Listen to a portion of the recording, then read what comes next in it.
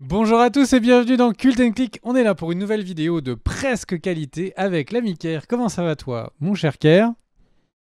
Ça va fort bien, mieux qu'Obi-Wan, qui a passé 10 ans dans une grotte. Alors, on va parler effectivement de la série d'Obi-Wan. Ker, quelle est cette série? Et juste après, eh bien, je donnerai mon avis. Alors, série Obi-Wan, 6 épisodes qui viennent de commencer sur Disney+. Ça a commencé donc un vendredi avec 2 épisodes, puis ensuite diffusion un épisode par semaine le mercredi. Au niveau du casting, on retrouve Ewan McGregor qui jouait Obi-Wan Kenobi dans la prélogie et qui reprend son rôle. On a également Moses Ingram qui joue la troisième sœur, Reva. Il y a Sung Kang, pardon, qui on a vu dans la saga Fast and Furious. Hayden Christensen reprend son rôle de Anakin Skywalker, Dark Vador. Et au niveau des têtes connues également, on peut quand même citer Indira Varma qu'on avait vu dans Rome et dans Game of Thrones, qui était dans l'épisode 3. Rupert Friend, l'acteur d'Homeland, excellent acteur d'Homeland qui joue le Grand Inquisiteur dans les 2 premiers épisodes. Et Kumail Nanjiani, qui jouait notamment dans Eternals. Voilà pour le casting. On va dans cette vidéo vous donner notre avis sur les 3 premiers épisodes, ceux qui ont été diffusés jusqu'à présent. Et comme tu l'as dit mon cher Greg, c'est toi qui commence. Alors qu'as-tu pensé d'Obi-Wan Kenobi? Eh ben, je suis un petit peu moyen plus. Pour résumer les choses, et pas que vous ayez à attendre toute la vidéo pour avoir notre avis. En fait, c'est une série qui est en soi plutôt sympatoche, qui est vraiment plutôt sympatoche, qui a l'énorme avantage de nous ramener des trésors de personnages. C'est-à-dire que c'est une série qui, là, officiellement, nous ramène Obi-Wan et Darth Vader. Enfin, c'est un truc incroyable. Il y a quelques années, ça aurait tout fait exploser. Et c'est une série qui, au final, dans ce qu'elle montre, en fait, là, on a vu 3 épisodes et j'ai l'impression que c'est 3 épisodes qui pourraient être les premières 30 minutes d'un film ambitieux. Le problème, c'est que, enfin, c'est que 30 minutes. On a l'impression qu'ils essayent de refaire un petit peu, de reprendre la formule chimique qui avait particulièrement bien marché, d'avoir un personnage et un enfant, donc qui avait marché dans Mandalorian avec bébé Yoda. Là, ils essaient de refaire la même chose avec Leia. Il y a derrière l'impression que, en fait, on est encore une fois dans une série qui n'a pas le budget qu'elle mérite. C'est-à-dire que Star Wars, les dernières fois qu'on avait vu Obi-Wan, c'était sur une planète de lave. Les moments d'avant, il était en train de conduire un vaisseau spatial au milieu d'une guerre galactique. Et là, on est cloué au sol. Enfin, on est cloué au sol. Vous allez me dire, il y a quelques petits sauts de puce dans l'espace, mais globalement, on est cloué au sol. Il n'y a pas de plan incroyable, il n'y a pas de money shot pour l'instant, j'en ai pas vu. Donc, par rapport au potentiel incroyable et d'épicness qu'a Star Wars, on est un petit peu en dessous. En plus, on a un Obi-Wan qui, pour l'instant, n'utilise que très parcellaire, enfin de manière vraiment très parcellaire ses pouvoirs. Donc, on n'a même pas ce côté un petit peu magique des Jedi. Est-ce que les personnages, du coup, si on n'a pas du côté grand spectacle, est-ce qu'on a du côté personnage? Je trouve que Leia est très réussie. Vraiment, je trouve que Leia est la belle découverte, ce beau succès d'Obi-Wan. Mais par contre, Obi-Wan, je... enfin, Ewan McGregor est un très bon acteur, mais là, il est tellement à ne pas vouloir parler, à garder ses émotions, etc. Mais en même temps, ça n'a jamais été un acteur qui, en un regard, vous fait tout comprendre comme un Al Pacino dans sa jeunesse. Enfin, du coup, là, je suis un petit peu sur ma faim au niveau de Obi-Wan, justement d'être à côté de lui, avec lui dans son aventure. Soit il se confie pas assez, soit on n'a pas suffisamment. Enfin, j'ai juste l'impression qu'il est de passage comme ça et on pourrait, à l'épisode prochain, arrêter de se focaliser sur lui et d'avoir de nouveau un autre personnage comme Mandalorian qui arrive. Ça ne me gênerait pas. C'est assez. On a l'impression que les choses lui arrivent et pas qu'il est le héros de la série qui porte son nom. Donc ça, c'est un petit peu surprenant. Il y a des grosses facilités de scénario qui sont, pour le coup, un petit peu handicapantes. Alors, je vais pas trop vous spoiler, mais donc à la fin de l'épisode 3, des flammes en fait arrêtent que deux personnages se rencontrent alors que ça n'a aucun sens. Et c'est vraiment juste pour dire oh là là, il y a des flammes. Bon bah du coup, en fait, on est d'accord. Hein. Il y a des flammes, on ne peut plus se toucher. Hein. Ça fait J'ai dit barrière, barrière. Enfin et c'est juste fait pour couper l'action.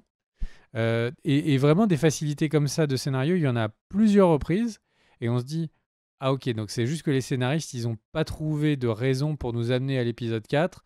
Donc ils se sont dit fuck it, on fait comme ça. Donc ouais, c'est une série. J'ai tellement envie de voir Obi-Wan, j'ai tellement envie de voir Dark Vador. Je suis tellement content de voir ce développement qu'ils ont sur Leia que j'ai envie de regarder des épisodes et j'ai envie que ce soit super bien. Mais en fait, la semaine dernière, on a couvert une vidéo sur les nouvelles annonces Star Wars qui était globalement Star Wars. L'avenir de Star Wars est majoritairement série, très très majoritairement série, et pas forcément film.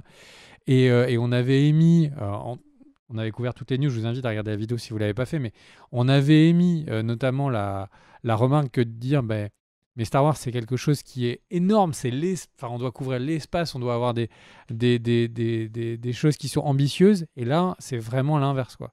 On a une série, on est collé au sol, on est collé à un personnage, enfin...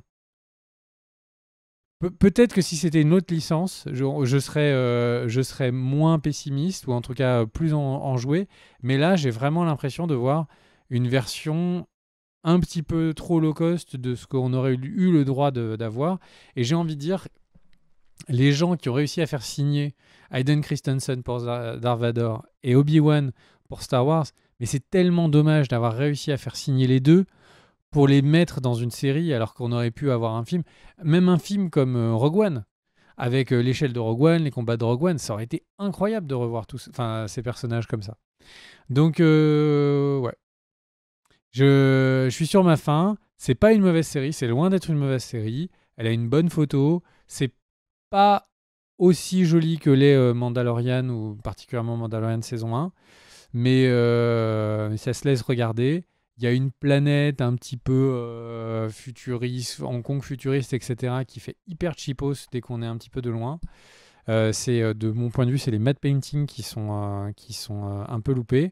Bref, une série un petit peu en dessous de ce qu'on pouvait en attendre, mais le problème avec Star Wars, c'est qu'on en attend toujours trop. Toi, t'en as pensé quoi, mon cher K? Bah, globalement, je suis d'accord avec toi. C'est une série qui manque, j'ai envie de dire, d'ambition et qui manque de peps.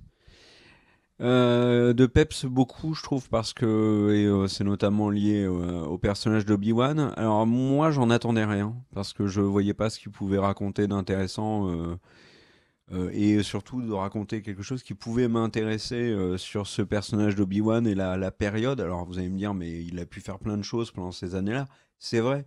Mais on avait bien vu avec Un Nouvel Espoir que Ben Kenobi, c'était le vieux qui était dans sa caverne et qui surveillait Luke. Et il était là depuis longtemps, donc on savait que bah, forcément il n'avait pas vécu 36 000 aventures avant, enfin en tout cas depuis la chute de la République et l'arrivée de l'Empire. Là où moi j'ai été agréablement surpris, c'est que le passage sur Tatooine, alors, au début où il est boucher charcutier, bon, pourquoi pas, c'est un peu longué. Par contre, il nous piège plutôt pas mal en nous mettant la mission qu'on n'avait pas vu venir, en l'occurrence retrouver Leia. Et ça, je trouve que c'est une bonne idée, parce qu'en fait, c'est vrai qu'il y a un focus, on va dire, à l'esprit sur Luke, mais non, en fait, il y a aussi Leia et Obi-Wan qui intervient. Alors, je suis d'accord avec toi, l'actrice est très bien, le personnage est très bien aussi. Ça, c'est la bonne surprise, je trouve, le personnage de Leia, le fait de l'introduire dans la série. Et derrière, les antagonistes, par exemple, alors tout ce qui est premier inquisiteur, la troisième sœur, etc. Euh, le début, tu vois, ça symbolise bien, je trouve, le problème de la série. C'est que, par exemple, quand ils arrivent dans le village et que tout le monde a peur, etc., quand tu vois pour la première fois le premier inquisiteur, donc Rupert Friend, avec son cosplay de la Japan Expo, ben, t'es partagé parce que tu te marres pas. Enfin, en tout cas, moi, je me suis pas marré pour me moquer, même si j'ai trouvé ça hyper cheapos, parce que à côté de ça, il y a une tension. Il arrive quand même à avoir une présence assez importante, je trouve, malgré le costume et le maquillage. Et ça va être comme ça tout le temps. Ça va être comme ça aussi avec Vador sur l'épisode 3. Il y a des moments où je trouve que c'est loupé et des moments où, au contraire, c'est excellent quand il est dans la rue, qu'il torture les civils. Enfin, il y a vraiment cette série souffle le chaud et le froid. Je te rejoins complètement sur tout ce que tu as dit sur la photo, etc. Et sur le casting, euh, il y a des personnages qui sont intéressants. La troisième sœur, par exemple, est très bien. Enfin, est très bien. Elle n'est pas toujours très bien. Je trouve que parfois, elle est un peu caricaturale, mais elle a un vrai potentiel et surtout, elle soulève, et on en parlera en fin de vidéo, elle a un mystère autour de ce personnage qui est hyper intéressant. Elle est pleine d'ambition, elle déborde d'énergie comparée aux autres inquisiteurs qui ont l'air d'être des inquisiteurs mous du genou. Euh, il y a des moments qui sont très durs aussi, par exemple avec la chasse aux Jedi, mais je sais pas, j'arrive pas à me passionner pour cette série. Honnêtement, les deux premiers, tu vois, je les ai regardés à la suite, m'ont pas spécialement marqué. Le troisième, forcément, un peu plus avec Vador. Mais tu vois, sur les réseaux sociaux, par exemple, il y a des gens qui ont été transcendés par la révélation de Anakin, t'es vivant, et puis pouf, on le voit dans son bocal en train de respirer. Et les gens, enfin, je critique pas, hein, je peux comprendre, mais moi, j'ai pas du tout trouvé ça incroyable comme scène, alors que c'est une scène qu'on a vue dans la Revanche des Sith. Donc, pour moi, un des trucs qui fait que ça manque de peps, c'est Obi-Wan. Alors, bon, je l'ai dit sur Twitter et les gens en ont parlé, et je suis d'accord avec eux. C'est Obi-Wan qui a passé 10 ans dans une grotte, il est un peu rouillé, ok. Mais j'ai l'impression que Ewan McGregor, il a pas envie d'être là, qu'il est pas hyper motivé. Alors, c'est une impression, hein, je dis pas du tout que c'est le cas, parce qu'il est vraiment engagé dans la promo, il a l'air d'aimer le personnage. Mais oui, on sent les années vraiment qui pèsent sur lui. Comme tu le disais, il utilise peu la force. Il est constamment, je le sens choqué. Quand il voit arriver Vador, il se liquifie, pardon. Il se prend une raclée. Enfin, il y a plein de choses, tu vois, qui montrent que c'est quand même un Obi-Wan Kenobi un peu mou du genou. Et, euh, et je vois pas trop où cette série nous mène. Et ça nous mène à quoi? Il va ramener Leia, il va faire coucou avec Vador, mais ça ira pas plus loin, puisqu'on sait que ça n'ira pas plus loin. Ouais, pour l'instant, tu vois, on est à mi-parcours. Bah, je vois pas l'utilité de la série. Si ce n'est avoir fait plaisir aux fans sur le fait de ramener Obi-Wan, de ramener Vador, de peut-être introduire un personnage avec la troisième sœur qui peut être intéressant dans une autre série. Euh, le truc qui est très cool, c'est d'avoir mis Leia petite. Mais sinon, c'est que pour l'instant, en tout cas, à mi-parcours, c'est ouais, un peu décevant quand même. Est-ce que tu veux qu'on parle de la troisième sœur et de ce fameux mystère? Si tu veux. Eh ben, il y a un truc quand même sur la troisième sœur qui est intéressant, c'est qu'à la fin de l'épisode 2, elle dit à Obi-Wan, tu ne le sais pas, mais Anakin est toujours en vie. Sauf que c'est un des secrets les mieux gardés de l'Empire.